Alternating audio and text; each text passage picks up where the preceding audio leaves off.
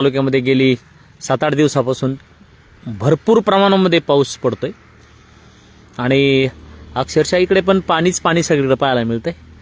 परंतु या माध्यमातून मला सांगावंसं वाटते की जे चर या ठिकाणी खोदले होते ह्या चर पूर्ण भरलेत, परंतु हे पाणी वाहून गेलेलं नाही। आपण पाहतो इकडे वाहून गेलेलं नाही पाणी आणि हे पूर्ण चर या ठिकाणी पूर्ण पाण्याने भरलेत। आता हे पाणी संपूर्ण रात्रभर या ठिकाणी हे पाणी जमिनीमध्ये जिरलं जाईल। हे पहा, हे सगळं साचलेलं पाणी आहे आणि हे सगळं पाणी अगदी चर दूरपर्यंत खोदलेले आहेत। हे सगळं पाणी याच ठिकाणी जिरलं जाईल जमिनीमध्ये आणि जमिनीच्या पाण्याची लेवल पातळी वाढली जाईल।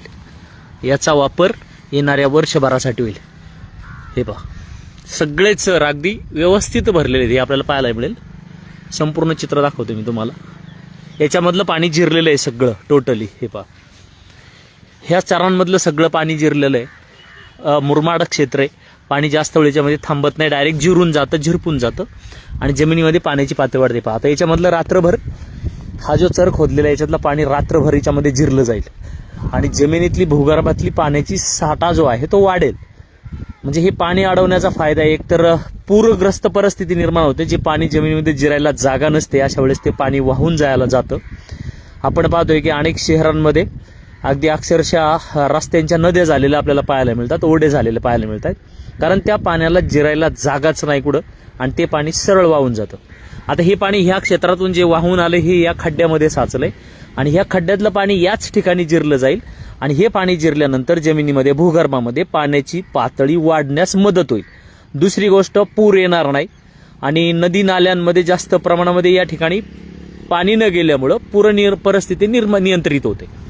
आता हे याचं उदाहरण मी तुम्हाला सांगतो की या ठिकाणी क्षेत्रातलं जे पाणी, आता वरून जे क्षेत्रातून पाणी आले पहा, हे चर आहेत, ह्या लावलेल्या सगळ्या तुळशी आहेत पहा, 300 तुळशी लावल्या होत्या आणि सुंदर रूप धारण तुळशी करतात। ह्या दोन्हींच्या मध्ये बेडवर झाडे आणि तुळशी लावलेले आहेत। ही पहा, झाडं सुद्धा सुंदर वाढत आहेत आणि तुळशी सुद्धा आता डेव्हलप होत आहेत। हे पहा, याच्यातलं पाणी जिरलेलं आहे सगळं। आता याच्यामध्ये थोडंसं पाणी साचलेलं आहे या ठिकाणी, हे पाणी आता संध्याकाळपर्यंत जिरेल। ह्या तुळशी वाढत आहेत पहा, याच्यामध्ये मध्यभागावर झाडे लावलीत। हे पहा, इथे पण पाणी हे जिरलं जाईल, दुसरीकडे पाणी तुम्हाला दिसणार नाही। हे सगळं आलेलं पाणी ह्या चारामध्ये आले आणि ह्या चारातलं पाणी जमिनीमध्ये जिरतंय। याचा अर्थ इथे असणाऱ्या शेतकऱ्यांना इथल्या असणाऱ्या जमिनीमध्ये पाण्याची पातळी वाढण्यास मदत होईल आणि हेच पाणी जास्त वाढल्यानंतर पुढल्या वर्षी जो दुष्काळ निर्माण होतो पाण्याचा, त्याच्यासाठी याची मदत होते की जमिनीमध्ये हे पाणी जिरलं गेले। आता हे पहा, या ठिकाणी थोडंसं बाकी अजून जिरायचं बाकी। हे पहा, आता हे पाणी नंतर जिरेल हळूहळू रात्रभर किंवा परत पाऊस पडला की परत या ठिकाणी ह्या चारांमध्ये पाणी साचेल आणि हे पाणी साचलं की पुन्हा याच्यामध्ये हे पाणी जिरेल। असं प्रत्येक वेळेस पाऊस पडेल, परत प्रत्येक वेळेस हे भरेल आणि प्रत्येक वेळेस हे जिरत जाईल। तर ही पाण्याची जी वॉटर लेवल आहे आपली, पाण्याची जी पातळी म्हणतो आपण जमिनीमध्ये वाढवायची, ती अशी वाढत जाते। हे पहा, आता या ठिकाणचा हा चर आपण पाहतोय पूर्ण भरलेला आहे। रात्रभर हे पाणी पूर्ण साचेल। आता साधारणतः 1-2 चरांच्या मध्ये 15 फुटाची जागा आहे पहा। हा चर भरलाय, हा रात्रभर पूर्ण पाणी याच्यामधलं जिरेल, जमिनीची पातळी पाण्यातली वाढायला सुरुवात होईल। याचा फायदा शेतकरी असतील किंवा स्थानिक या ठिकाणचे जी काही शेतकरी म्हणजे ग्रामस्थ असतील त्यांना या पाण्याचा फायदा होईल। शेतीसाठी पाण्यासाठी ही सुविधा आहे। हे पहा, आता हे पण पूर्ण भरलेलं आहे। वरून जे पाणी वाहून आलंय ते सगळं पाणी याच्यामध्ये डायव्हर्ट झाले, काही भाग पाण्याचा खालच्या मध्ये गेलाय आणि हे रात्रभर जिरलं का उद्या परत पाऊस झाला का पुन्हा हे पूर्ण भरेल आणि पूर्ण रात्रभर पुन्हा याच्यामध्ये पाणी जिरेल। तर ही पाण्याची पातळी जमिनीमध्ये जी वाढवण्याची आहे, मी म्हणतो ज्या ज्या ठिकाणी ओसाड जमिनी आहेत, माळरान आहेत, त्या ठिकाणी जर ओसाड जमिनी पडल्या असतील, ज्या ठिकाणी पाणी नाहीये, आपण म्हणतोय की बऱ्याच ठिकाणी दुष्काळी भाग आहे, पाणी नाहीये, परंतु त्यांनी जर पाणी वाढवण्याच्या पातळीचा जर असा जर उपयोग जर केला तर मला वाटतं त्या ठिकाणी पाण्याच्या सुविधा चांगल्या प्रकारच्या निर्माण होऊ शकतात। आता याच्यामध्ये जेवढं पाणी आलंय सगळं याच्यामध्ये थांबले, रात्रभर याच्यामध्ये जिरेल आणि त्या ठिकाणी भूगर्भामध्ये पाण्याची लेवल वाढेल आणि ते पाणी आपल्यासाठी वापरासाठी वापरात येईल। आता हे पुढचं पंचर पहा, याच्यामधलं हे पाणी साचलंय संपूर्ण, हे सुद्धा पाणी आता याच्यामध्ये जिरलं जाईल। या ठिकाणी आम्ही तळ खोदलं होतं, ते तळ ओव्हरफ्लो झालेलं आहे आणि ते पाणी इकडे आलेलं आहे खाली। आता इथे पण पहा, इकडला भाग आहे, हे सगळं पाणी वाहून या खड्ड्यामध्ये साचलंय। आता याच्यातनं हा पूर्ण भरलेला खड्डा आहे, आता हा बराचसा रिकामा झालाय, म्हणजे जमिनीमध्ये ही पाणी जिरलं गेलंय। आता याच्या पुढचा भाग दाखवतो तुम्हाला। हे पहा, याच्यामध्ये अगदी जवळचे दोन्ही चर आणि दोन्ही चर पाण्याने फुल भरलेले। हे पहा, हे वाहून आलेलं पाणी ह्या खड्ड्यामध्ये जिरतं, ह्या खड्ड्यामध्ये येते आणि हे पुन्हा पाणी जिरतं. हे पूर्ण भरलेलं आहे तुडुंब. साधारणतः 2-2.5-3 हजार लिटर पाणी असेल याच्यामध्ये आणि हे रात्रभर 2,500 लिटर पाणी हे जमिनीमध्ये जिरेल. आणि पुन्हा सकाळी पाऊस आला किंवा आता पुन्हा पाऊस आला की जेवढा जिरले पाणी तेवढं पाणी परत त्याच्यामध्ये जाईल आणि पुन्हा पाण्याची लेवल टिकून राहील. म्हणजे जमिनीमध्ये पाणी जर वाढवायचं असेल, जिरवायचं असेल तर ही लेवल आपल्याला या ठिकाणी पाहायला मिळते. हे सगळं पाणी आता वरून वाहून येते पाणी पहा डोंगर रांगेतून.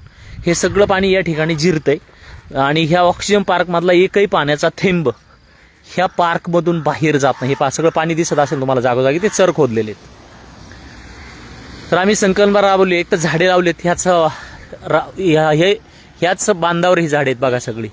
आणि या पाण्यामुळे ही झाडे वाढण्यास सुद्धा मदत होते. विशेष म्हणजे वरून जे काही सेंद्रिय खत वाहून आले ते सगळे याच्यामध्ये, आता हे गढूळ पाणी आहे, याच्यासोबत त्याच्यामध्ये कर्ब आहेत जे आपल्याला पोषक असतात. आणि हीच माती ज्यावेळेस हे पाणी पाऊस थांबेल त्यावेळेस याच्यामध्ये जी साचलेला गाळ आहे किंवा साचलेली माती आहे, ही माती उचलून आम्ही पुन्हा या झाडांना घालतोय. म्हणजे आम्हाला खत घालायची गरज नाही. सेंद्रिय खताची निर्मिती ऑटोमॅटिक ह्या चारामध्ये सुद्धा होते. वाहून आलेल्या या पाण्यामध्ये अनेक घटक असतात जे पोषक असतात या असणाऱ्या वनस्पतींना, त्यास आम्ही या ठिकाणी ही निर्मिती करतोय. याच्यामध्ये सुद्धा सेम आहे तसंच पहा. हे पूर्ण चर जे भरलेत या ठिकाणी पण आहेत, हे सगळे चर पाण्याने भरलेत आणि याच्यामध्ये जी माती वाहून आलेली आहे, सुपीक माती म्हणतो आपण, हे आपण यांच्यामध्ये या ठिकाणी या झाडांना पुन्हा उपसून घालतोय. आणि ही पाण्याची, आता ही लाखो वर्ष एका मातीला बनायला लागतात, माती बनायला लाखो वर्ष लागतात, परंतु क्षणात ती पाण्यामध्ये वाहून जाते.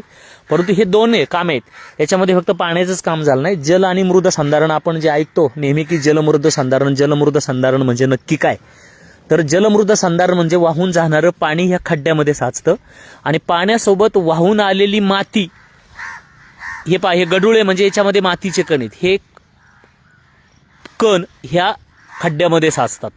म्हणजे वाहून जाणारी माती याच्यामध्ये साचते आणि वाहून जाणारं पाणी याच्यामध्ये साचतं. त्याला जल आणि मृद संधारण म्हणतात, अगदी आपल्या सोप्या भाषेत सांगायचं झालं तर. हा फायदा याच्यामध्ये होतो.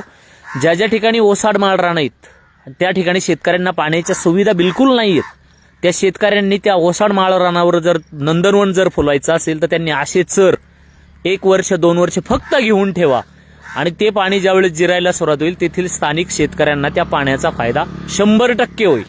पाहिजे तर तुम्ही ट्राय करून पहा, कारण ही सिस्टम आहे. त्या क्षेत्रात पाणी जर वाढवायचं असेल तर पहिल्यांदा त्या क्षेत्रामध्ये पाणी जिरणं फार गरजेचं असतं आणि ह्याच अशा माध्यमातून ज्या ठिकाणी ओढा वाहत असेल तिथं ओढ्यासाठी पाण्याला मध्ये आडवा त्यांना आणि जागोजागी तलाव छोटे छोटे बांधा, त्या ओढ्यातलं पाणी वाहून जाणार नाही, ते त्याच ठिकाणी जिरेल, अशी ही सुविधा असते. तर आपणही मला वाटतं आपल्या परिसरामध्ये जर असे प्रयत्न जर केले तर निश्चितच मला वाटतं आपल्या सगळ्यांना फायदा होईल.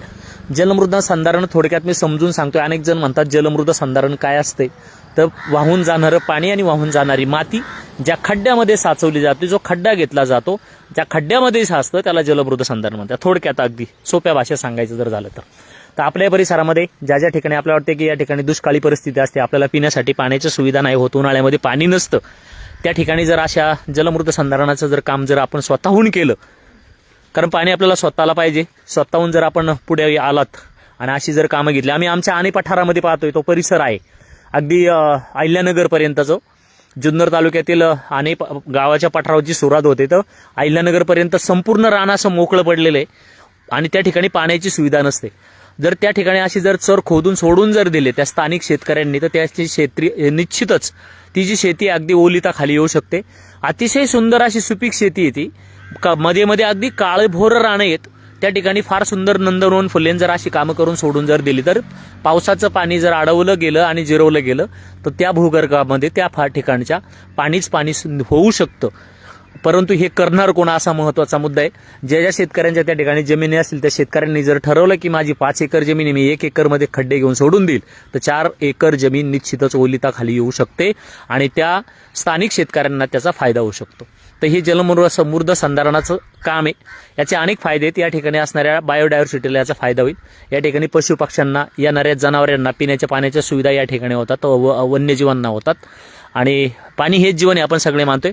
हे पाणी अडवणं फार गरजेचं आहे आणि पाण्यापायी आपल्याला पाणी करायची वेळ येणार नाही जर अशी आपण जर कामं केली तर. हे अनेक चर खोदलेले आहेत या ठिकाणी आणि हे सगळे चर हातावर खोदलेले आहेत. श्रमदानातून स्वतःहून म्हणजे स्वतः खोदलेले चर येते हाताने इथं कोणताही JCBचा वापर केला नाही. JCBचा वापर केला असता तर एवढा सुंदर खड्डा याच्यामध्ये खोदता आला नसता. हे पहा, अगदी सुंदर पद्धतीने मध्ये खोदलेलं आहे.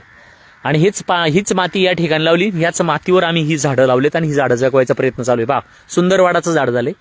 म्हणतात एक पूर्ण वाढलेला वटवृक्ष जमिनीमध्ये करोडो लिटर पाणी साचवतो.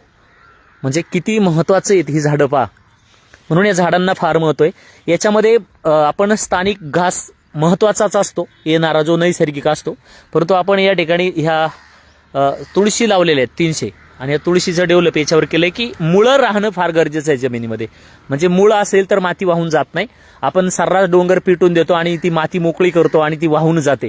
आणि त्याच्यामुळे आपण खोदलेली धरणे, हे पहा सामनी धरण दिसते तुम्हाला, आणि या धरणांमध्ये संपूर्ण गढूळ पाणी वरून माती वाहून येते आणि ही धरणी काढली जातात. आणि खर्च आपणच करतो आणि पुन्हा परत उकरायला आपणच त्याच्यावर खर्च करतो. म्हणून हे जर डोंगर रांगा जर पेटवल्या नाही तर पाणी, पावसाचं नितळ पाणी येईल, शुद्ध पाणी खाली व्हायला सुरुवात होईल आणि त्या माध्यमातून माती जास्त येणार नाही आणि धरणे काढणार नाही. अगदी लॉजिक आहे सोपं.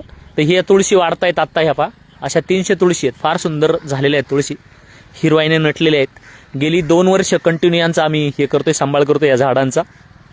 हे अनेक ठिकाणी चर खोदायचं काम करतोय, अशी पाणी जिरवायचं काम करतोय. या ठिकाणी निघणारे गवत याच खड्ड्यामध्ये टाकलं जाते आणि याच खड्ड्यामध्ये ते कुजतंय आणि याचंच खत म्हणून आम्ही पुन्हा याला वापर करतोय.